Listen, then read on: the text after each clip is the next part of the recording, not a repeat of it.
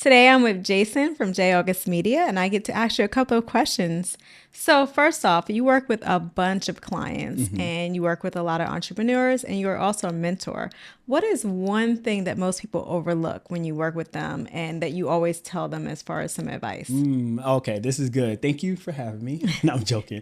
So one thing that I always explain to people, and even when they reach out first, I would pull their social profiles. And this was something that was taught to me back when I started working, to be honest, at a church. Excuse me. They looked at the social profiles to try to see who they were getting involved with because they didn't want anything that was too risky out there and also something that could potentially damage their image. So that's the first thing I look for. I will go in and say, oh, yeah, that's cool. Hey, no problem. Hey, let's exchange information, or what's your IG information? And if I start scrolling through and start seeing different things like, okay, you say that you're in a coaching space, but the things that you have on your online is like you're bad mouthing people, you're going off on people, you're expressing your feelings on something somebody did to you this day, or you're just really polarizing as far as like the comments that you're making or the posts that you're making.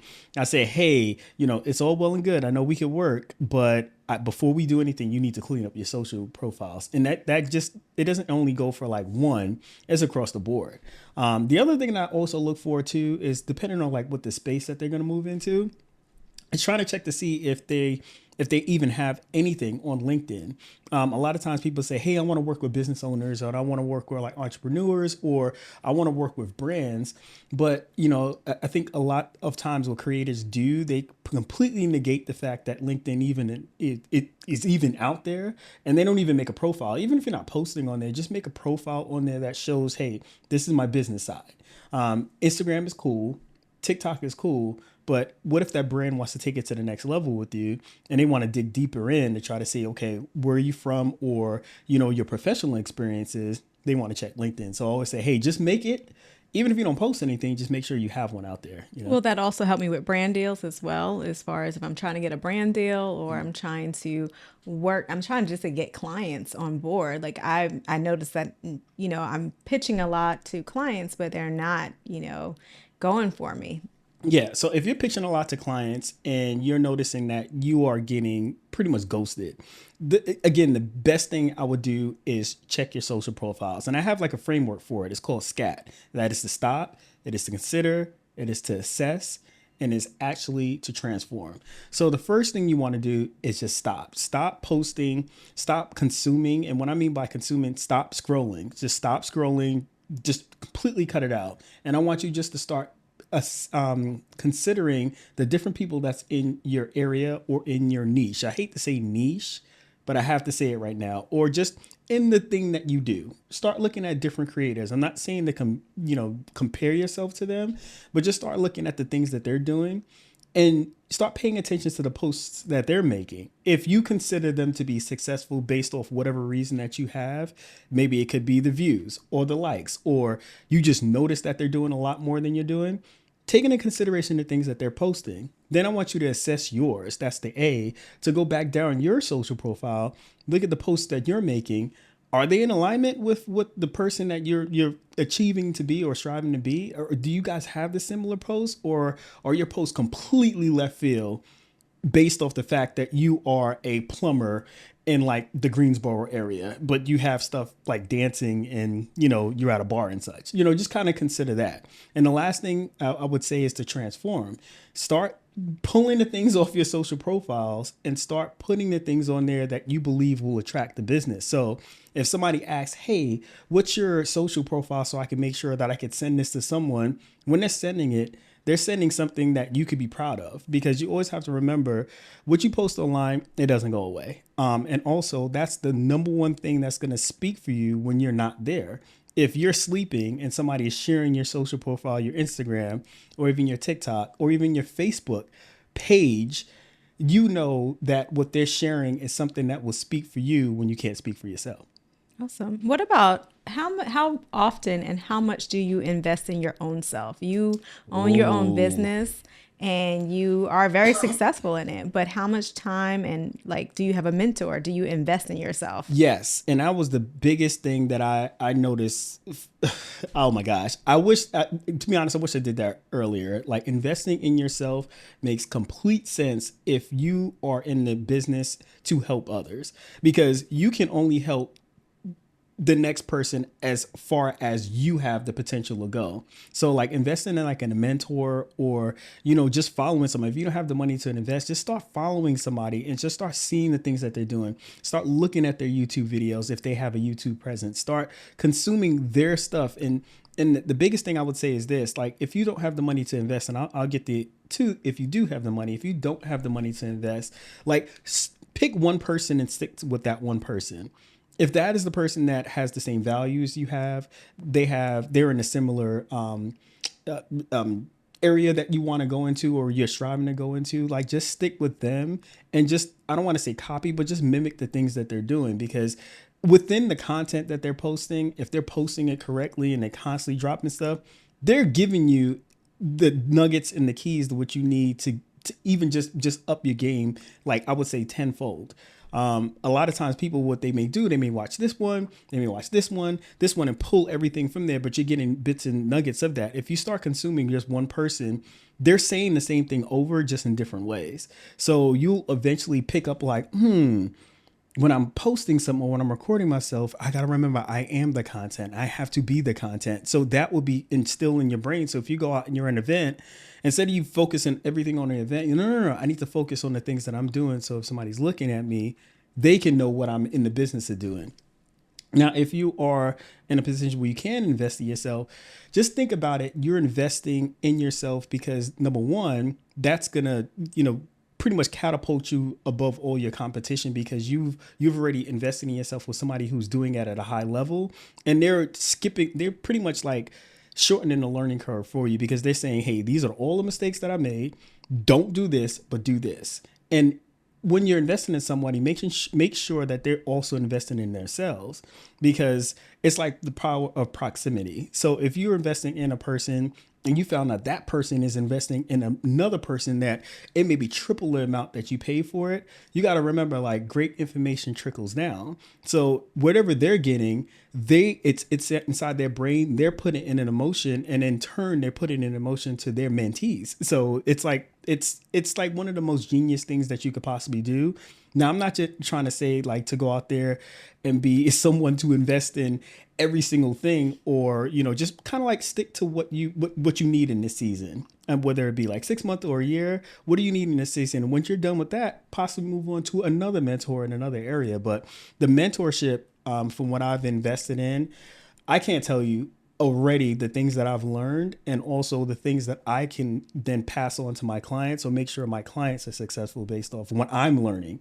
And that's crazy. The other thing too is the tax benefit, because it's school. It's not like college. You can't write off a college education. You can't, but you can write off the mentorship. So I know I'm getting into tax thing. I'm not a tax attorney or a tax specialist, but I just know, like, when you're investing in yourself, that is a business expense. So whatever that price tag is, you are able to write that off too. So something to think about. Now, J.August, is J.August Media a one-man team? No. No, it is not. J.August Media is not a one-man team. And I have a wonderful team behind me. One is right here that helps me and keeps me grounded and keeps me on point, and makes sure she lets me know, like, hey, did you do this, this, and this? I have another team that's been with me. Oh gosh, I forgot how many years they've been here. But again, they handle the editing, they handle the posts that you see going out.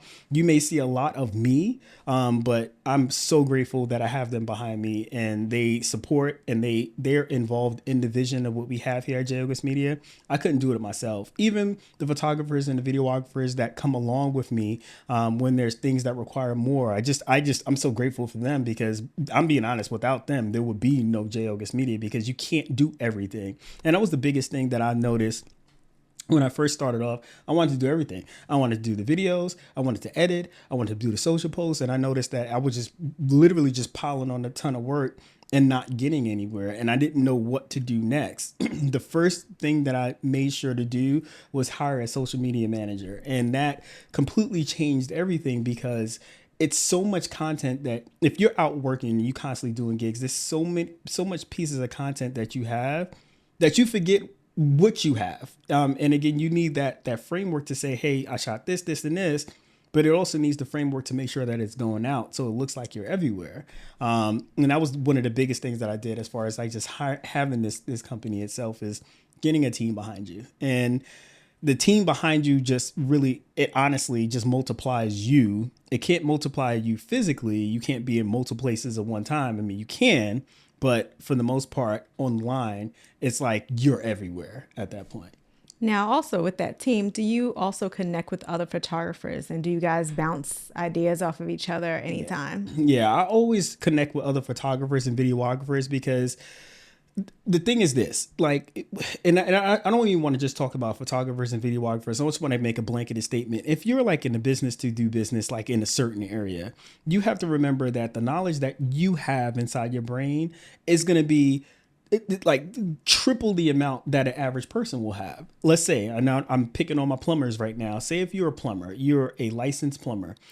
There are probably videos that you're watching right now. There are products that you know about right now. There's different techniques that you know about right now that the average person would not know. So if you're talking with another plumber, you have the industry language that you're talking about, but I won't know about it. So when they going into like, what should you post is like, you could just talk about the things in layman's terms. Don't use industry language of the things that you're learning. So it's always great to bounce ideas off of other plumbers and other photographers and videographers because we're all in this business to learn as much as we possibly can. Why? Because we want to become experts and excel at our craft.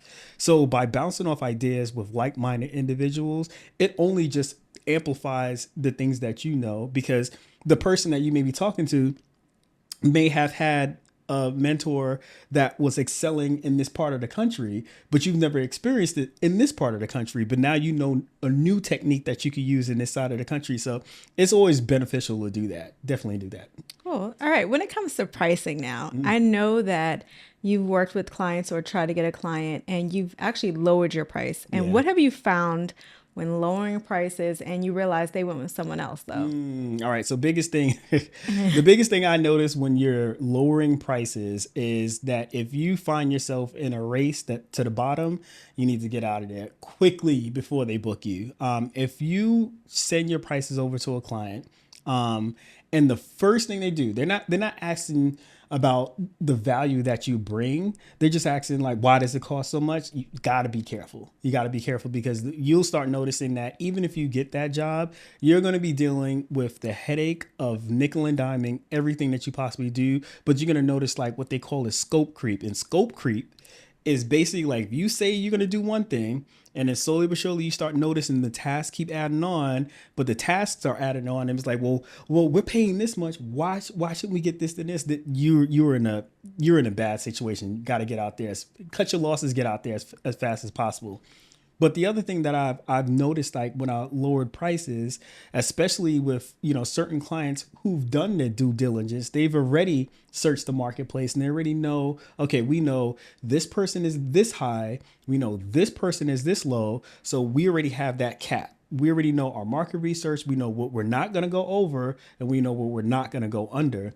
Now, they want to find somebody within the middle of that based off the value that they're bringing.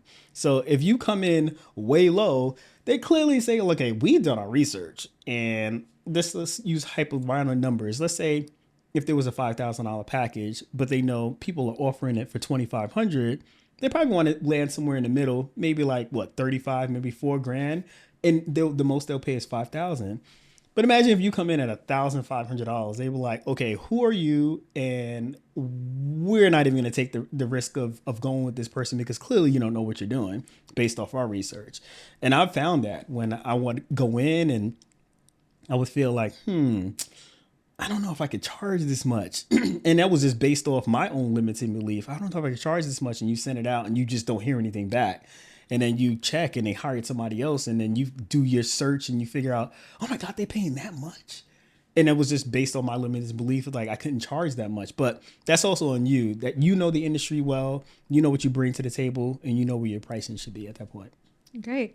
All right. What about look? The look, Mm, your dress code. I know sometimes you'll bump into photographers and they're like, Jay, why are you dressed up? Or yeah. Jay, why do you, go out? It's just a baseball event or it's just this. What do you tell them about when they say it's just? Oh man, when people say it's just like a dress code, or they say, why are you dressing the way you dress when you go out to shoot photos or videos, or you're doing like a consultation, like, why are you dressed up? I was like, well, because here's the thing, the first impression is the lasting impression. I hate to say it, like, a lot of people just think like, oh, you shouldn't judge a book by its cover. You should let people be there. Yeah, that's all good. But if you're looking to book somebody at a certain price point, they're expecting a certain thing. Think about this. If you're a homeowner, just think about this. Or if, let's just say you're in an apartment and somebody knocks on the door and they're in a t-shirt and shorts and flip-flops and they say maintenance. Are you going to open the door? Or are you going to look for, I don't see a name tag. I don't see a button up shirt. I don't see a uniform. Who would you trust more? Would you let him in your house or no? No, I wouldn't let him in. I was like, no, I don't know who you are. Like, what are you doing? So it's the same thing when it comes to like when you own a business and you are owning your business, meaning I'm going to show up for the business because I'm taking this serious. So yes, a button up is in line. A dress shirt is in line. Your logo's on there is in line. But the biggest thing I would say is that many times you're on an event and the event, who knows how many people could be at the event. Let's just say it's 100 people at this particular event, but you've been hired by the person that's on the stage. It could be 3 people on there, but you're the only one that's moving if everybody's paying attention to the people on stage. So every time you move, what are they thinking? Like, oh, they see you in the corner. Oh my God, he looks so professional. Oh my gosh, this guy really came here to work. Rather than saying, like, who is that? Is he here for the event, or is he a participant? Just have the camera. Like, who is that? So I always say, excuse me, it helps you stand out more than anybody else inside the room because you're the one that's moving. And again, those 100 sets of eyes, those eyeballs over those 100 people are 100 potential clients that just looking for you. And when they need you, they'll remember you, that you were there and you were dressed apart. Nice. What about, let's say, what are three things you've been in this industry for a long time? What are three mistakes that you made in the beginning that you were just like, you would want to help someone avoid? Wow. Like three things that would just like, why did I do that? Oh man. So Looking back. looking back, the things that I thought that I needed, oh gosh. Number one was like I needed every single piece of marketing thing out there. I needed business cards, I needed flyers, I needed this, I needed that. But I wasn't really taking advantage of the social media aspect. And again, when I started out, Facebook was already here. I wasn't taking advantage of that. I didn't really post excuse me, a lot of the things online. I didn't take advantage of that when that would have made more sense, especially nowadays, like in the age that we're in. A lot of people think that, hey, you need to hand a business card off, and that's all well and good in certain circumstances, but there are ways around that. But you don't need all that. You don't even need a website. I'm being completely honest. You really don't. What you need is a proper portfolio that somebody can reference back to, or you just need a body of work on a link. It could be a Google Drive link. It could be even be a Canva free site. You just need some type of body of work that if somebody asks for it, if they don't have Instagram, if they don't have TikTok, and they do have LinkedIn, or they may not even have a LinkedIn, you could send them that link. You could text the link or you could email the link. The other thing, excuse me, I think that was the biggest mistake was getting an office space. Right now, this is post COVID. We've learned during COVID that a lot of the spaces that we don't need. I mean, look at this. We have cameras, we have Zoom, we have all kind of things, but I ran and got an office because I thought that's what would have made me established. That's what people would have saw. They would have came to the office, to the studio. They will always be there. But we started fastly noticing that people didn't really care about that. They were like, oh, you got an office. That's nice. Are you going to show up for what's the name? So that was the other thing. You didn't really need an office. With the space that you could possibly do, you could use Starbucks. You could use a library for all I care. It could be anywhere you could meet a client. Or for nowadays, you could just actually get a Zoom and set up a link, have a professional setup, and still have the same conversation. The other thing that I would say that was a big mistake, and that actually should have been number one for me, was believing that I needed every single piece of gear before I got started. I was like, I had a camera, then I needed a lens. I got the lens, but then I need a better camera. It's like constantly back and forth. Whereas you can take exactly what you have. Now, it's certain things I would say that you do need, like a flash, external flash and stuff, if you're doing photos. But there's in your industry, there's certain pieces of equipment that you just need to get started. Everything else you can either rent, especially if you're in the home improvement space, rent it from Home Depot. They have Yancey rents. There's different things that you can rent pieces of equipment for. You don't have to go out and buy it and just build it into the cost. Now, for my entrepreneurs out there, again, whatever space that you're in, let's say the photo and video space, they're rental houses. So if you get on a job when they're requiring a certain camera, say for instance, they say, hey, we're looking for somebody with a red camera, and a red camera, if you don't guys don't know, is a very expensive camera.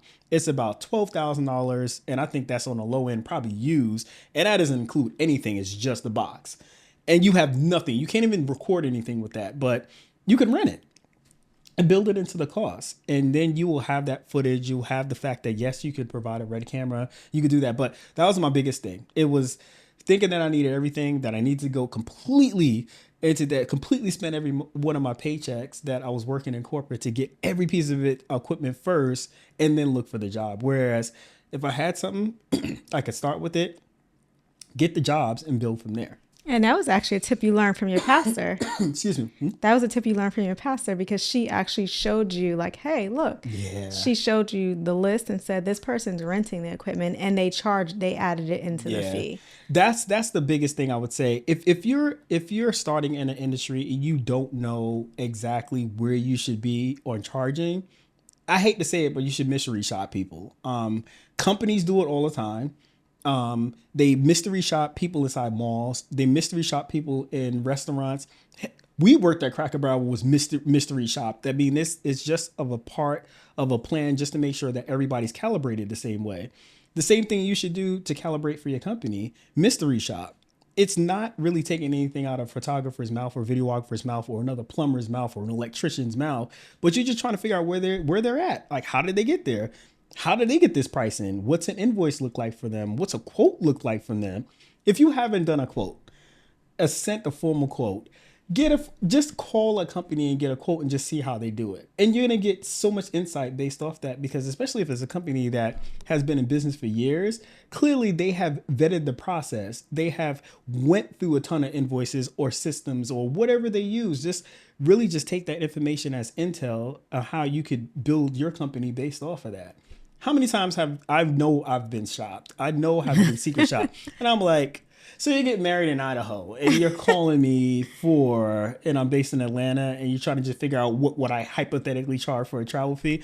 And I know, and it's all good. And it's something you can't be get mad off of it, because somebody's just doing their due diligence because they're running a company. You know? Have you ever done mystery shopping? I have. When I first started the weddings, we actually did. So what we did, he knows who he is. He knows it. This is a good friend of mine.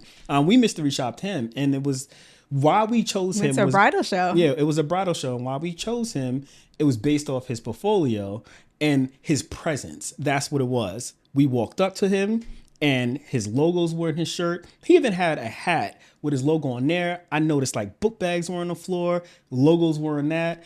I noticed like everything was branded with his initials. And I was like, man, this guy's doing it at a high level.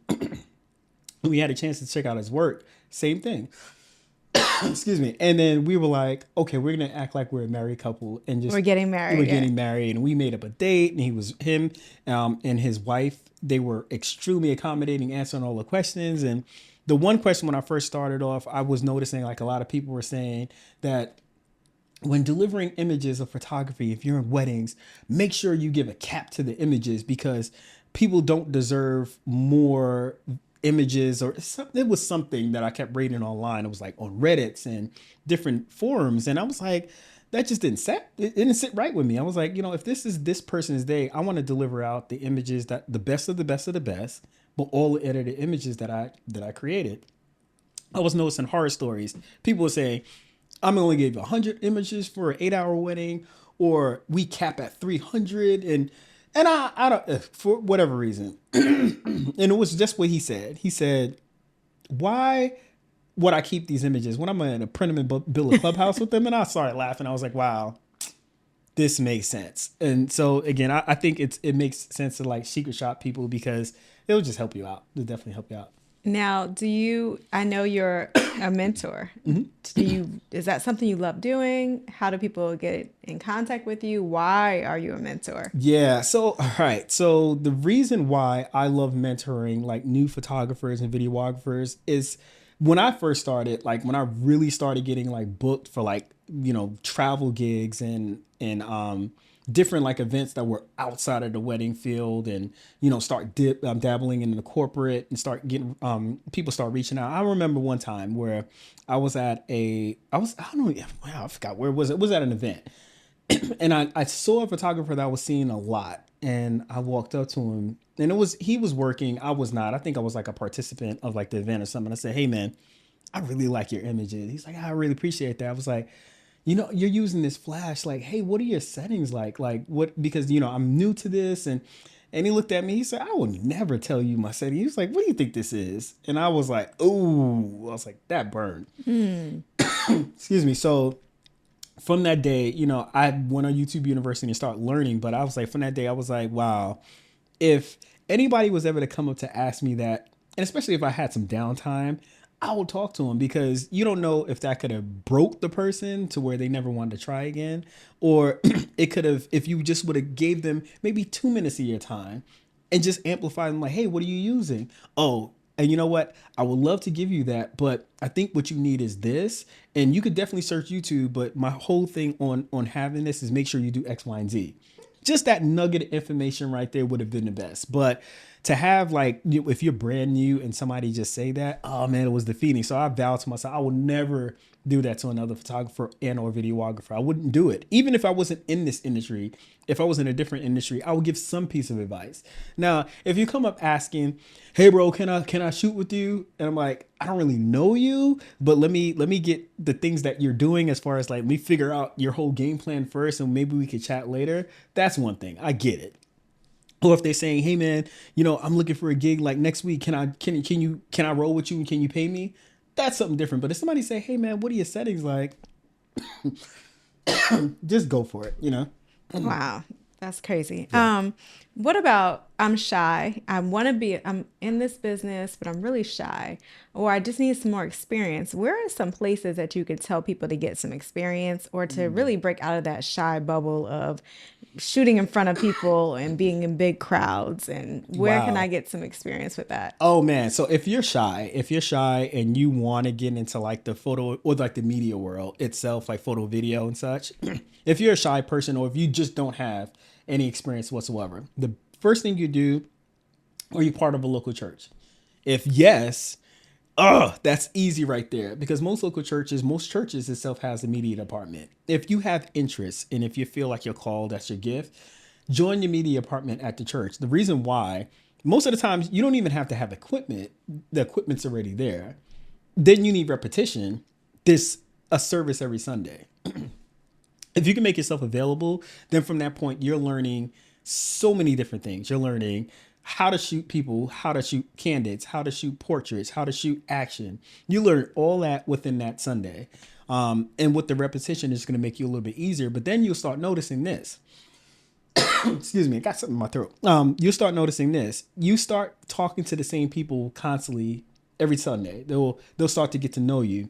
Oh my God, I saw my images the other week. They look really great. And that just builds your confidence because confidence builders are just based off repetition. Like say, for instance, if you like in public speaking, you want to get into that, but you don't feel like you can do it because you're just shy talking with people. The easiest thing you could possibly do you get coffee every day? You do. Okay. So every single day that you go to this one coffee shop, talk to the barista. Hey, are there any discounts today?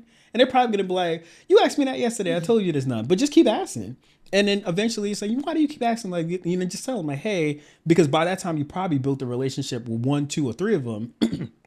And from that point, you say, hey, I'm really trying to get into some type of public speaking, and this is helping me. And then you'll start noticing this one thing. You'll start noticing that they're going to start playing the game back with you as well. If they know that you're shy, you know what you're doing, but you got to build some rapport first. So taking it back to like the church, or the church or senior center or like a community center, they'll get to know you based off the things that you're doing. Hold on. Need some water.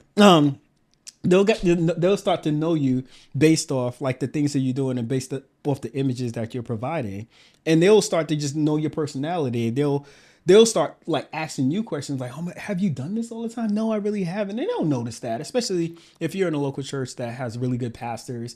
They're gonna start noticing like, oh, I noticed that he's shy. Let me start bringing them around. Hey, can you do this on a Wednesday night? And then slowly but surely, like you're gonna start having the camera, and that camera is gonna help you overcome that shyness.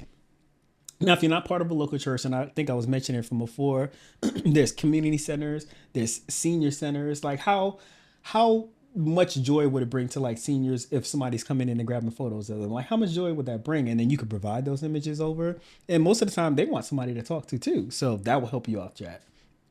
The other thing too is community events. You could just go on Facebook and just search your area for different community events and just go out there and shoot. Most of the time, you could just bring a camera and you wouldn't even have to ask anybody to take photos. You're part of the community. You're just taking images. Now, if there was no one there taking images, the event coordinator or the director, they'll probably see you and they're going to ask, hey, are you taking photos? Like, yes, I am. Can you provide those over? We'll give you credit. There you go. Yeah. Nice. Okay. What about taking local classes? Ooh, local classes are really good if you're trying to learn photo and video. And the reason why is that most of the time it's really cheap, and the instructor usually has years of experience. It may not be experience in the thing that you want. I remember when I first started, I took a local community class in Georgia, and it was like $100 for like 10 weeks. It was something insanely cheap. But the guy, he was a seasoned veteran. He went through the analog phase. He went through just printing with film, and then he switched over to digital. But the class was really basic. It was really slow, but he just taught the principles. We're gonna go outside to a park and take pictures of birds. And I'm like, I'm trying to shoot a wedding. I'm not trying to take pictures of birds, but it was that slow down process of him teaching us different things as far as like things that you may not get on YouTube. The strategy behind why you're taking a photo. Like, hey, calm down. Look at your composition. Look at your frame. Is this really what you want to capture? And then hit the button. And it's like just things like that, just to slow down and just kind of think about it over repetition. Like you see something instantly, like, oh, the camera needs to move over here. I got my subject over there. So local classes are really good. I know there's people that got a degree in photography or videography or media and all kind of stuff. I don't have that. I'm being completely honest. I don't have that. My experience comes from on the job training. It was real life situations to where something broke. I had to figure it out. There was a certain scene. I got to figure it out. I did ask people. I leaned on different people who had the experience, but yeah, the local classes definitely help. Okay. What about I forgot my question. What about when you are trying to get clients, you keep getting a no, where should I go next? Like which directions should I go next? Well, the biggest thing I think a lot of people fail to do when they're getting a lot of no's is just to ask for the feedback. There is in my quote system, if we lose a quote, there is an email that I can send out just saying, hey, I know you didn't go with us, but can you just give us a brief understanding as to why? Was it the pricing? Was it what we're offering? Just so you could get some feedback on based on what you're offering. Because a lot of times you may think that you're offering a good price, but when they look at it, it's too low or it's too high, or what they're getting in the marketplace, you don't compare. So that's one thing you could think. Another thing too is to realize that maybe the no's that you're getting it because you're going for the wrong audience or you're going for the wrong client. Maybe they see a portfolio based off music videos or like hip hop music videos, and they're looking for corporate things, but you're going for corporate, but your portfolio doesn't align with what they need. So a lot of the biggest thing I would say is this, and I think this is touching back on the initial thing that we talked about earlier, was what's the first thing I tell people if they want to be mentored, if they ask and like, hey, I'm trying to get into X, Y, and Z, is you have to take yourself out of the equation just for a sec. You may think the work that you put together are bangers, like, oh, check this video that I just did, check this highlight reel that I just did, but the client's not looking for that. They may say, hey, that's nice, but they don't want that. They may want something scaled down to the fact that where they could take that video and show it to board members, because maybe the board is a little bit older. Maybe they don't want super hype like transitions and like sound effects and all that stuff. They maybe don't need that. They just want a video that the board could see, that they can get an approval on a multi-million-dollar project. The transitions are not going to do it. So you just have to take into consideration what is your ideal client and what they're looking for, and start catering that portfolio that you're sending to them based off the things that they're looking for. For me, there's certain clients that I deal with that if they send out, hey, we're looking for X, Y, and Z, I update the portfolio based on the videos that they're looking for. So if it's a conference, I'm sending conference videos. I'm not sending videos about a wedding. It wouldn't make any sense. It doesn't align with what they want. And I think a lot of times people say, well, check my work on my Instagram. My Instagram speaks for itself. It's like, but it's not what they're looking for, you know? Now, our next question I have for you is, I know that you've stopped doing friends and family discounts. Yes. And I know that's a touchy subject for a lot of people, but it was actually one of your good friends who told you, no, don't give me the friend discount. Charge me what you would charge a client. Yeah. Why did you stop giving friends and family discounts? Well, it was a couple of things why I stopped doing family and friends discounts, because I started noticing, and there's nothing wrong with my family or my friends. Clearly, there's nothing wrong with you guys, but I started noticing that where I wanted to take my company was completely different based off what I was trying to discount for. Yes, I know I'm good at what I do, but you also have to consider your time and what you're doing it. If they don't want to work with one of your team members, they want to work with you exclusively, then that takes you away from running your business. Whereas a client that comes in that you're catering to or you're serving, they're paying the price point to what you need to keep your business afloat. So if you're doing a ton of discounts and stuff like that, from a standpoint of looking at it from your friends, I want it friends out there. I want you to kind of think about this. Would you want your buddy to go out of business because you wanted really great photos and videos, because they couldn't afford to pay for the things or the equipment or whatever they need to pay for it? They couldn't afford that based on the fact that you wanted that? Or would you want to support them to make sure they stay in business so they can keep taking the photos and videos of you based on the time that you actually charge? So once I start noticing certain friends start saying, hey, please don't put a discount on there. It started for me understanding, okay, your value is high. They can see that, they want to support it.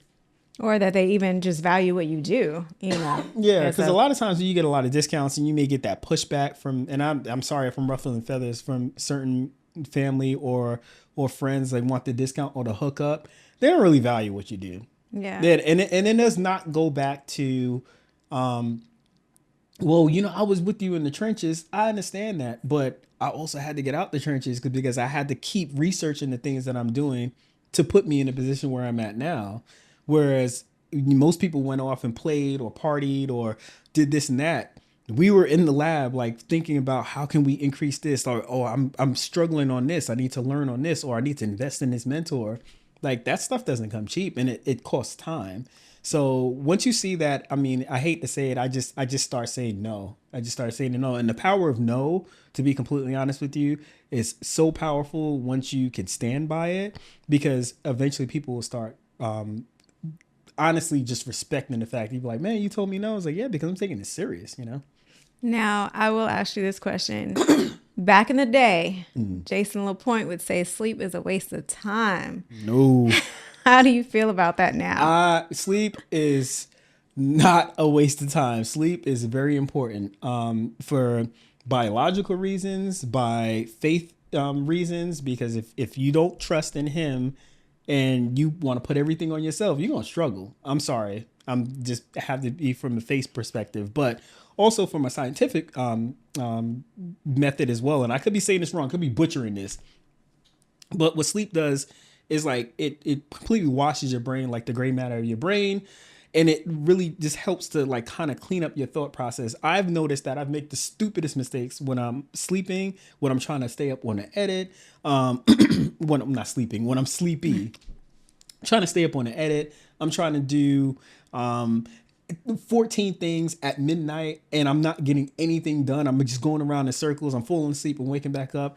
And it's a complete waste of time. Whereas if you just have a cutoff time and you say, you know what, I trust in him. And tomorrow when I get up, I'm going to have the answers. I'm going to rest. And it's crazy. I'm telling you, if you just go to sleep earlier, and even if you have to wake up just a little bit earlier, you have so much clarity, especially when we're running a business and you have multiple clients that you're dealing with. Like you may get a text at 7 o'clock at night, which is boundaries. Don't answer that. And that's a whole nother video. But you may get a text at 7 o'clock at night, but right now you're dead tired. You've been up since 5. You've shot something today. You've been dealing with the kids and the family. And now it's 7 p.m. And do I need to answer this right now? I don't even know how to answer this right now. So just like stop, pause, answer it tomorrow. And you'll just notice that if you start getting sleep and just getting into that habit, number one, you won't feel sick all the time. Number two, you have clarity. And number three, you'll start noticing that a lot of things are getting done because you're more efficient at that point too. There's been so many times that you've put a more stress on yourself by trying to deliver pictures the next day because you just wanted to make someone happy. Why did you take a step back and stop? And what are some steps you started to do to help with that process? Wow. So one thing I started doing was really just asking the client, like, what is your turnaround? Now, if you're in any industry, you know, speed is important because sometimes, especially now that we have like a microwave society, it's all about how fast can you get it done? And that's all well and good. But certain clients understand the value in the thing that you're offering.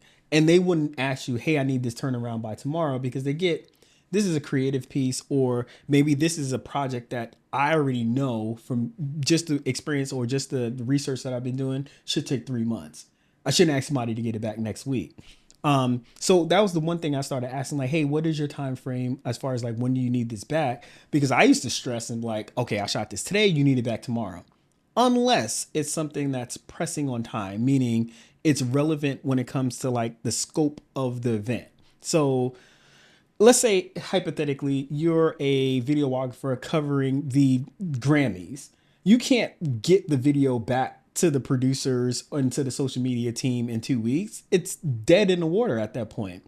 But if you're in a process where they need a video or they need photos for like an annual board meeting that's happening in June and we're only in like, let's say April, you have a little bit of time because they want to make sure this video includes all the points, but it wouldn't make any sense for you to rush it back because they don't need it now. It doesn't make any sense. So I think the biggest thing for creators or anybody in the space that you're in is just to get the accurate time frame from the person as far as, hey, when do you need this project back by? And then give them your turnaround.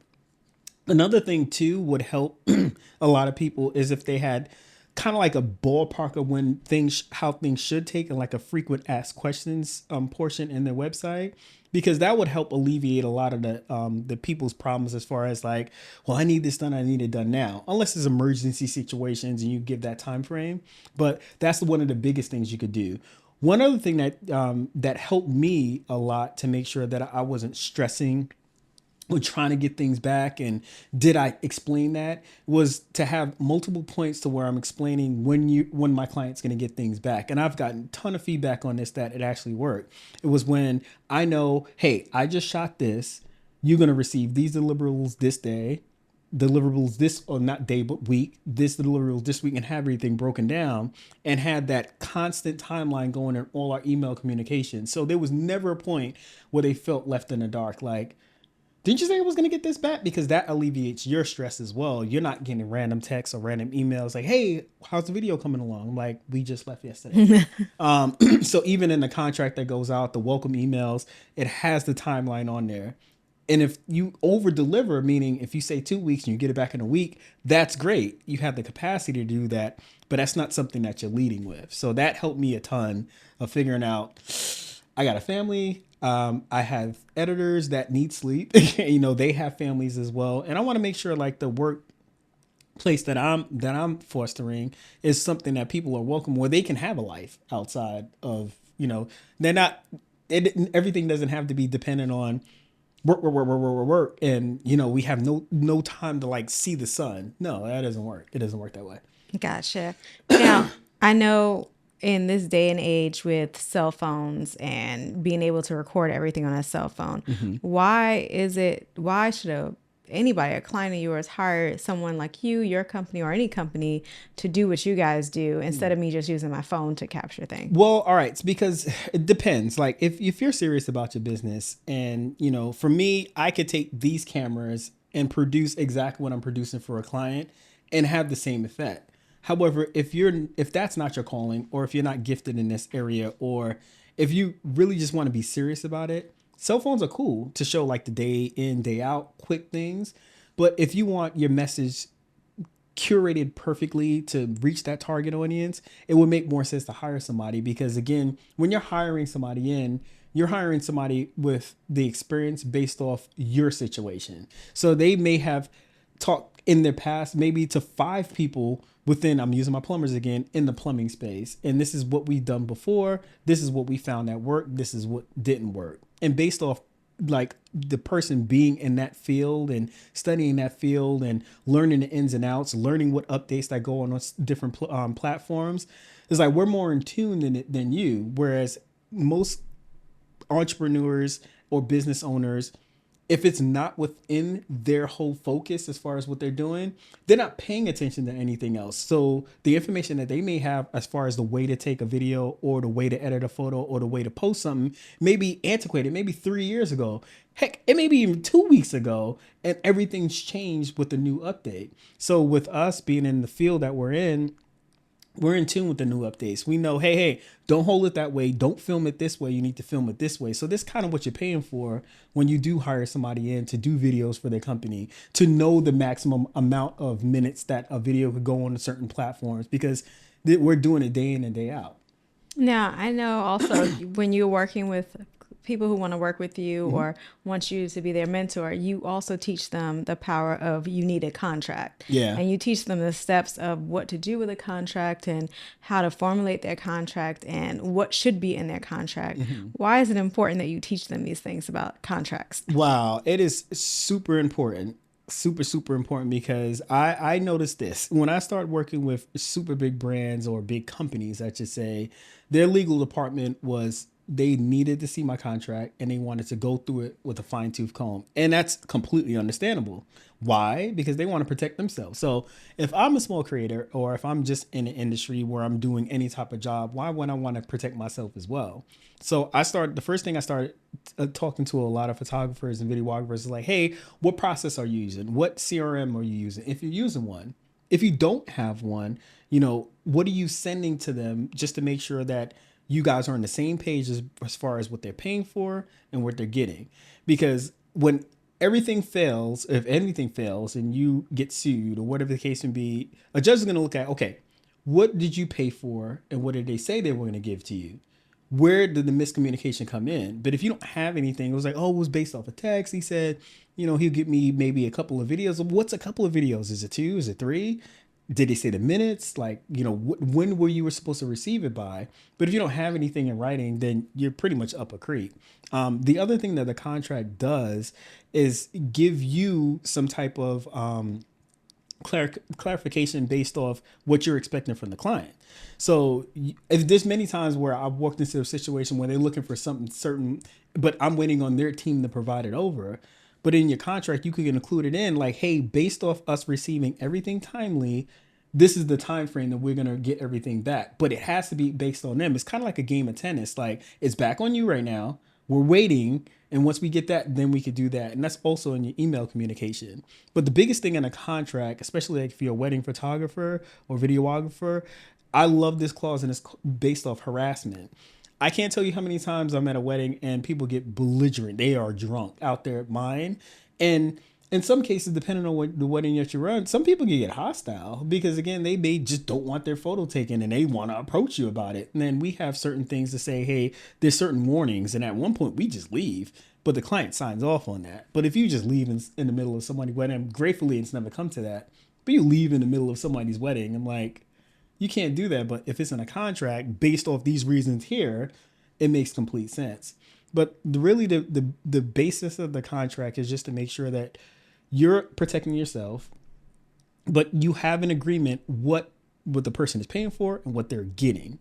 If there's nothing there, if it's just like pretty much vague, you're never gonna settle anything, because again, you have nothing written, and I just think creatives may go sometimes more on the lines of just wanting to please and make something aesthetically pleasing and super creative, and not think about this video may go on forever because you have nothing in writing. You never told them what you're actually going to deliver, and a savvy person is going to catch that. Like, I paid you $250. You said a couple of videos. In my mind, I was thinking 10. You meant 2. I'm sorry, we don't have that written. It was 10. Wow. Yeah, so. All right. With J.August and J.August Media, you've had several successful companies where they've been six-figure, even more.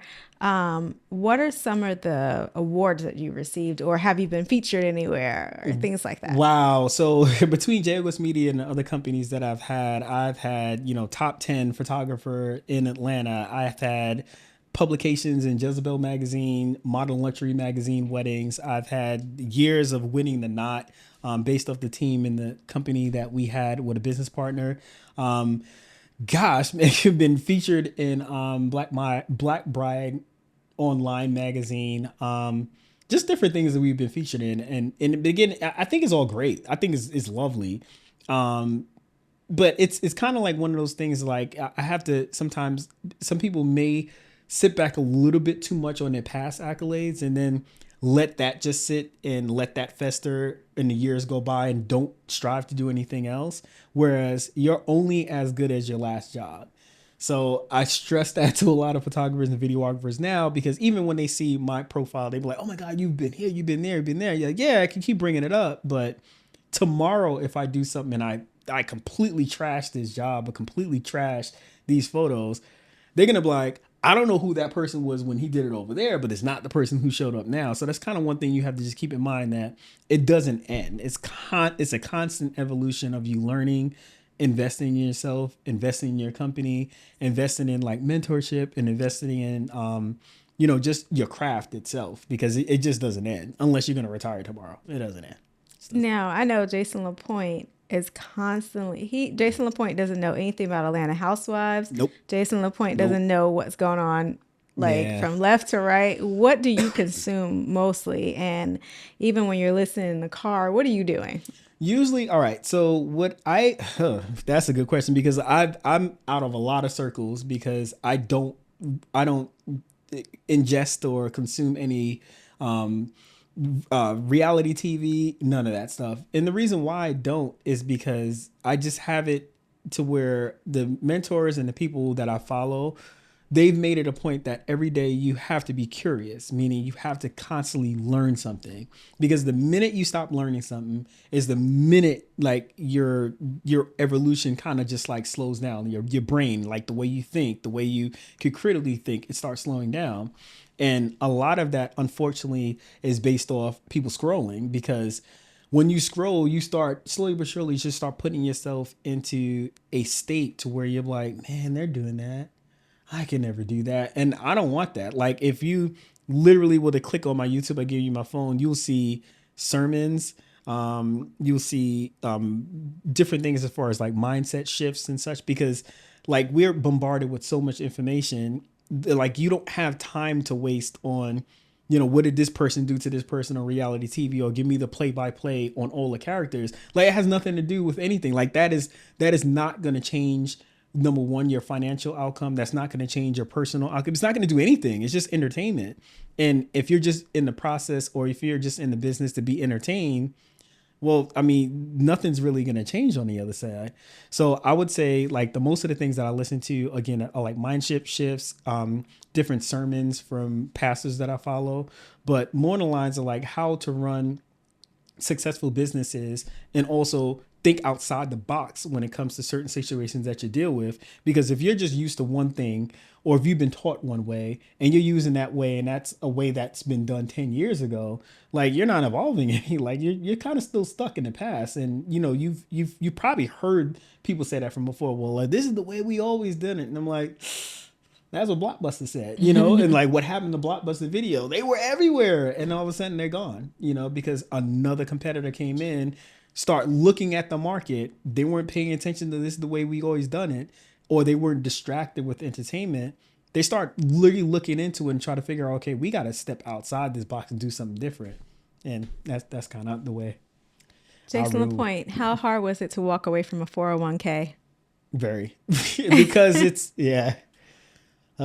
It was very hard working away from a 401k because it was something that sold to you. And okay, let me get this the right way. There's nothing wrong with it. There's nothing wrong with it. But if you are going to run a business and you are serious about that business, there's different things you can do to keep investing inside yourself, inside your family and such, and the stuff you can do on your own. But that portion is not taught in schools, for our schools at least. Maybe if you go to business school and such like that, I haven't done that either.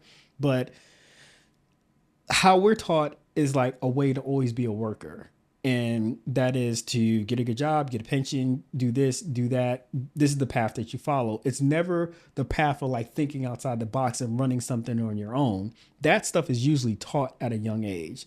The grateful thing about this whole scenario here is that my kids get to see the dad running something. Even if it was to fail tomorrow, completely honest, they saw me give a valiant effort to try to run something and own something. So inside their mind, they know when it can be done. And that's not something that's going to be taught. Most of the kids who excel so much in business and they say, well, my dad and my grandfather and this person ran it, is because they're being taught it. They're not being taught that inside school. And I think that's really unfortunate because if you always come out to say, I'm going to be a worker, I'm going to do this and I'm going to do that, you're always going to be limited. Whereas if you do run your own company and you run it successfully and you stick in the process, like there is really no limit when it comes to that. Most of the people that you see, like if you're driving a vehicle right now, it was based off somebody's idea. If you are grabbing a pair of headphones and these are the best headphones ever right now, it's based off somebody's idea. And that person's idea wasn't to stay in a 401k. It wasn't their idea. I want to create something for the world. So that's kind of where it comes from on my part.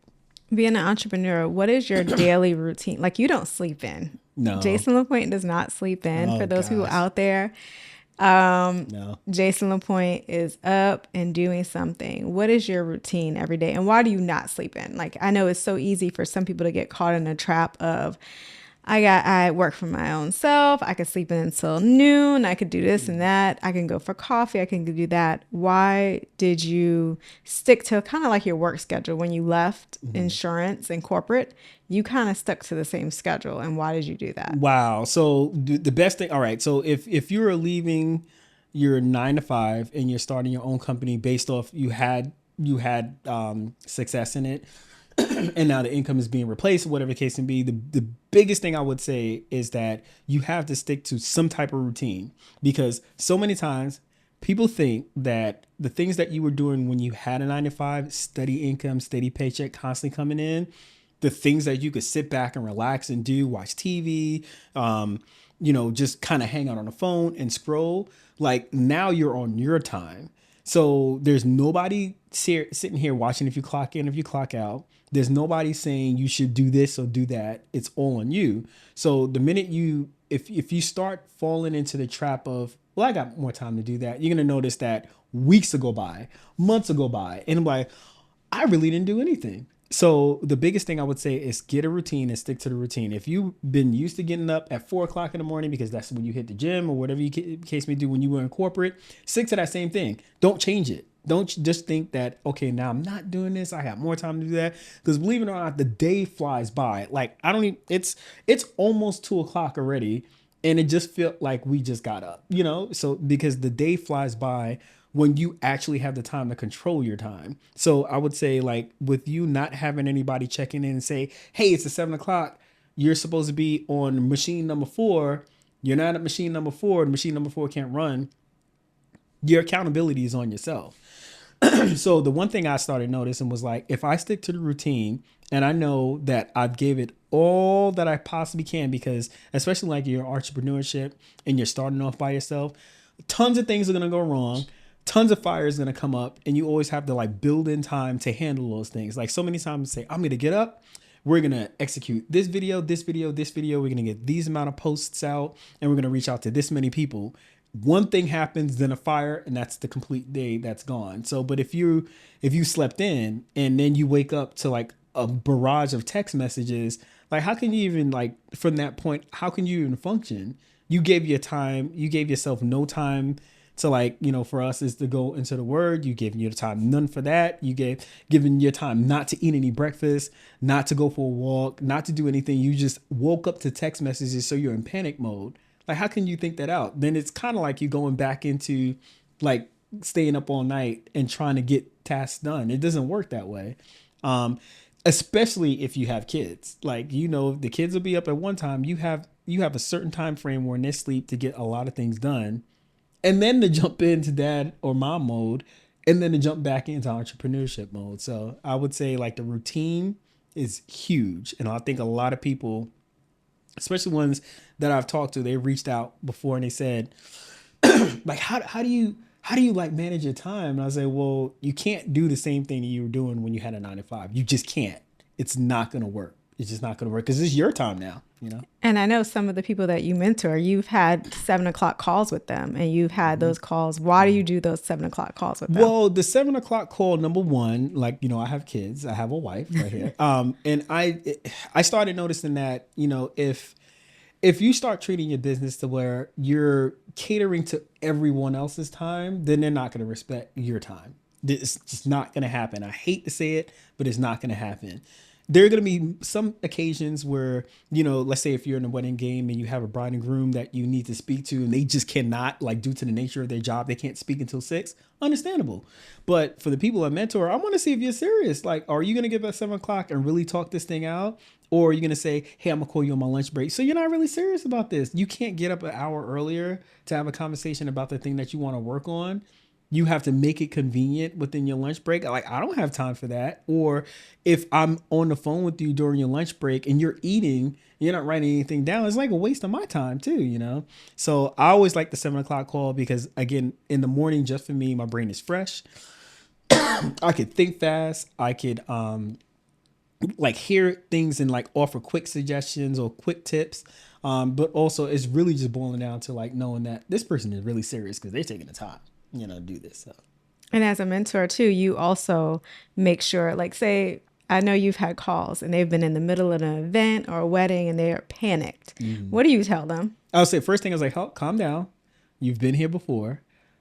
You got to always remember, especially if it's a photographer that's panicking, and say, hey, let's go back to your basics. Are you shooting in RAW? I know I'm getting technical. Are you shooting in RAW? Did anything get deleted? No. Control what you can control. Just calm down. What are you shooting? I think that's the biggest thing, like based off repetition, is realizing that you've done this before. It may not have been during a wedding. Maybe it was during one of the services at church, or maybe one of the community services that you were actually, or community events that you were photographing, but it happened before. So all you have to do is like calm down. What's going wrong? How can I handle it? Or what can I control? What I can't control? If they're panicking because it's raining, you can't control the rain. What can you do to alleviate that? Get everybody inside. Okay, everybody's inside. Now what? Just find an area where you can photograph them. Everybody knows that it's not going to be perfect right now. You can't make it perfect, but you can keep it going, Nice. All right. Last question. How can people contact you and reach out to you to work with you? Or if they want you to be their mentor, like, how do they reach you? Wow. The easiest thing is my DMs on Instagram is pretty easy. If you want to work with me or you just want to reach out, DM me on Instagram at J.August media. You can find me there, or you can email me at info@jaugustmedia.com. That's two of the easiest ways to get in contact. I wouldn't say if you see me around, because most of the time I'm at an event, I'm already back home by the time that footage or whatever goes out. But for the most part, that's the fastest way. I know TikTok is kind of weird because you can't really DM people on there unless you make a connection. It's something weird. But for the most part, Instagram is the easiest way to get in contact with me. All right. Well, we appreciate you, Yeah, Jason thank you. LaPointe. This was Thank you good. for, all right. We had some good questions. All right.